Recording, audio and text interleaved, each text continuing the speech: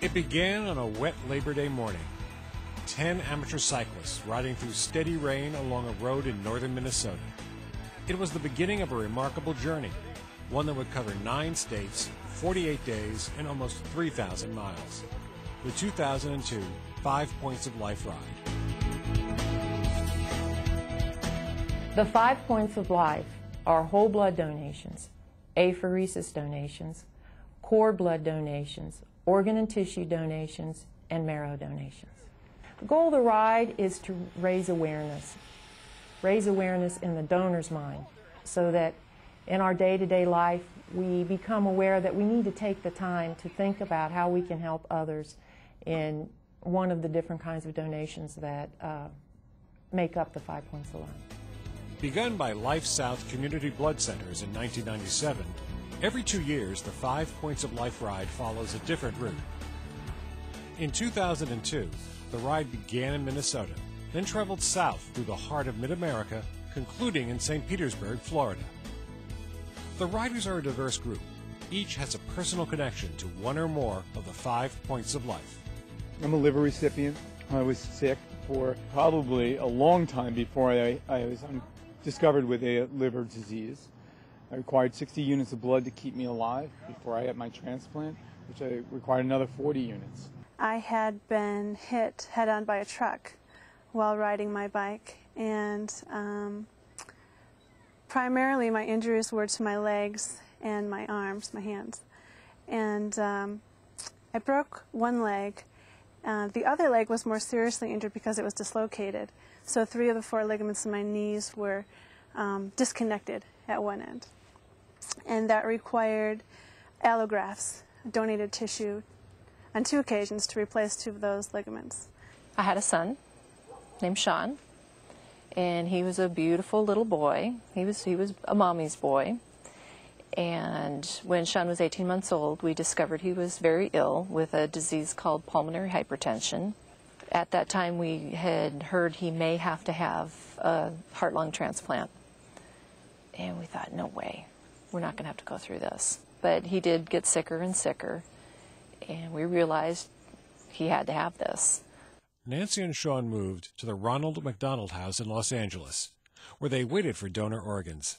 Sean died there, still waiting. It's important for everybody to talk about donation, not just parents with children, because everybody can be evaluated to be a donor. And it's important that they talk about it before something tragic happens. The riders were officially introduced at a press conference in Minneapolis, at the headquarters of the National Marrow Donor Program. When organs don't get donated, people die. Across the country, an average of 17 people will die every day because the organ that they're waiting for never came. Sadly, every day, 13 more people are added to that waiting list. The limbo of not yet is a day-by-day struggle for survival, a week-to-week effort to try to maintain some semblance of that everydayness that all of us take for granted. Waiting might mean hours and hours of being attached to a dialysis machine, or being out of breath always, or not eating ever. On their way to Florida, the riders brought their message to thousands of people as they traveled through quiet rural communities, busy city streets, and everywhere in between. 7 weeks of press conferences and TV interviews, visits to blood drives, health fairs, community bike rides and rallies. But most of all, 7 weeks on the road, 7 weeks of hard riding. The first week, a little achy, a little sore, kind of getting the legs shaped up. But this second week's been great. Good riding, good roads, good weather. Travis Goldish was teaching his younger brother Spencer how to use their new camera as they waited to meet the riders near Chicago. Travis is living proof of the power of the 5 Points of Life.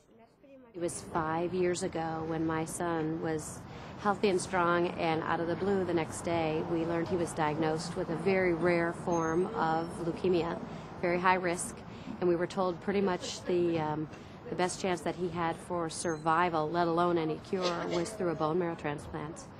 And we were immediately tested, all in our family, and none of us were a match for him to donate marrow, including my other son, Spencer.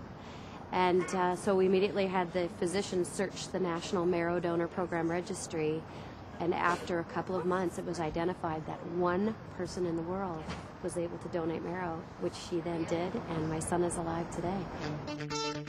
Time and again, on the road or at events, the goal of the 5 Points of Life ride was to ensure that as many people as possible understand that donations of the gift of life quite literally save lives. Two of the riders on the initial team were participants from a sister ride in South Africa. Two additional South African riders took their place when the team arrived in St. Louis. Well, after the September 11th and even Oklahoma City tragedies that struck America, I personally hope to make people aware that they shouldn't wait for tragedies like that to make them donors or to become donors. For Tony Yenny, the ride was a spiritual journey. Tony is a rabbinical student, as well as a hospital chaplain. I spent the first night of Rosh Hashanah with a family in Minnesota who lost a 13-and-a-half-year-old child from an asthmatic attack and contributed 4 organs from that young man. And the family just met the first of the organ recipients, which was a liver recipient.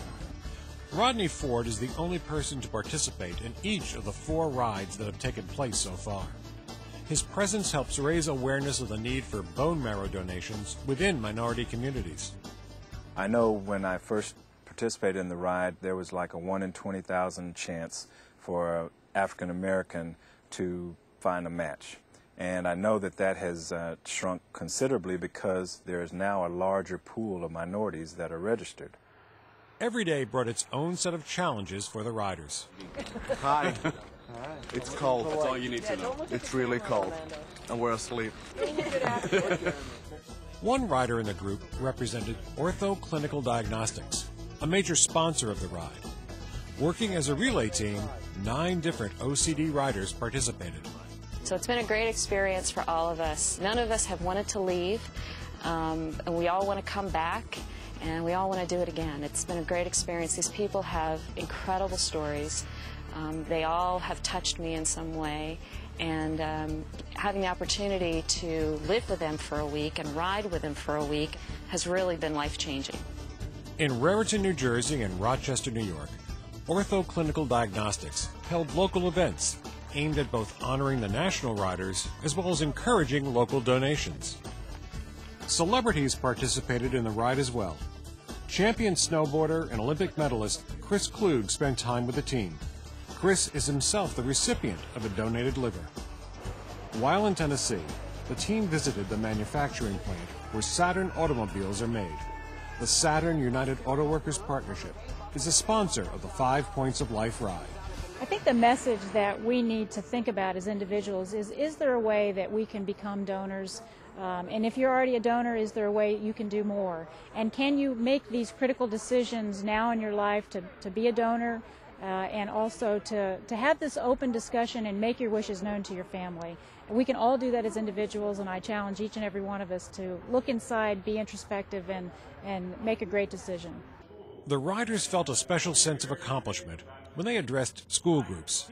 Here they could talk directly to a new generation of potential donors. Many responded. At a high school in Florida, the riders briefly became TV news anchors. Everywhere they went, they were greeted enthusiastically. Oh, I think it's wonderful. I just think it's wonderful that they're doing the bike ride and then for organ donation. I mean, not many kids quite understand that. So that's really brings that to the forefront. Taking part in the ride was hard work and often far from glamorous. In rural areas, the crowds were sometimes sparse. Beyond traveling as much as 100 miles per day and participating in an astounding number of personal appearances and events, time still had to be found for bike maintenance, food shopping, and laundry.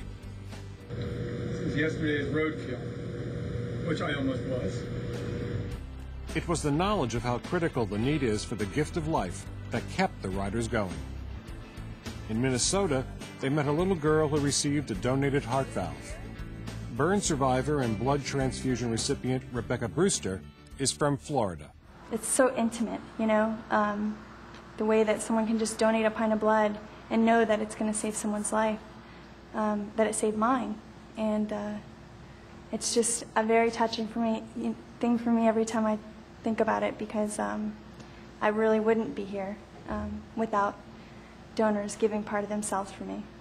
There was a little girl, 2-year-old girl in St. Louis Children's Hospital that I spent some time with, and her name's Peyton.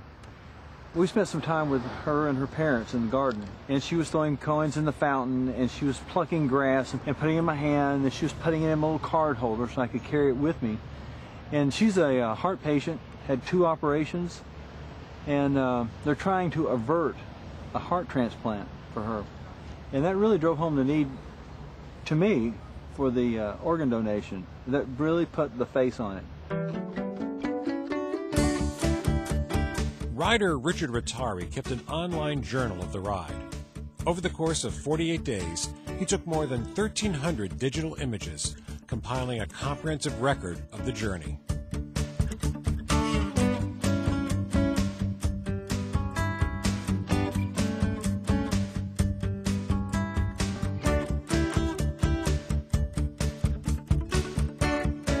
It's been a great adventure. We've met wonderful people, enjoyed world-class hospitality along the way. There were several of those days where you feel your testosterone levels are really being tested. You're feeling good. You've accomplished about 5 or 6 weeks at that point. You've got a tailwind. There's really an exhilaration when you exceed the posted signage for speed limits for an automobile. Quite a thrill, quite a thrill.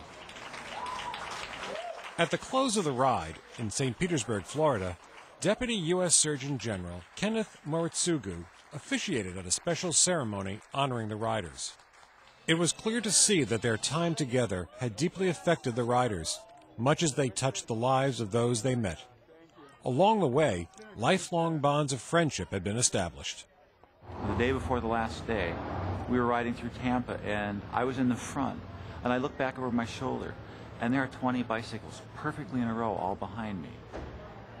And it was just kind of nice that these people, you know, they trust me enough to follow 6 inches off my wheel and 6 inches off their wheel, and it's just, that's pretty special.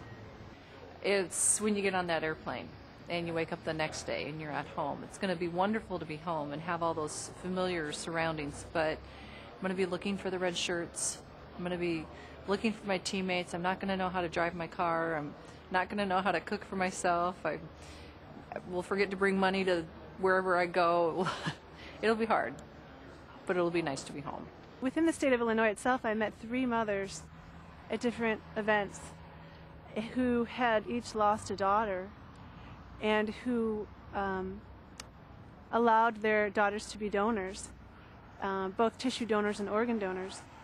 And so I think that would touch them in a special way. One, I think because I might have reminded them of their daughters, and secondly, as a recipient of tissue, I represented someone their daughters may have helped. And so they had a real sincere appreciation in meeting me and talking with me, and I had the same kind of appreciation for their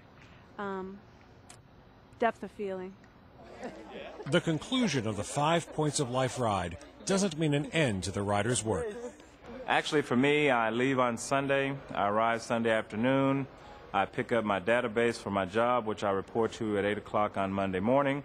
When I get off work, I'll be driving, and at 6:30, I actually have a speaking engagement with the Oklahoma Blood Institute in Norman, Oklahoma, where I will speak to about 21 juniors. And not only would I be telling them about the experiences of this ride, but of how they can better serve their community through community service. I think there always will be a team. It just won't be a team grouped together very often, if ever again. But that special creation, I think, will exist in some form.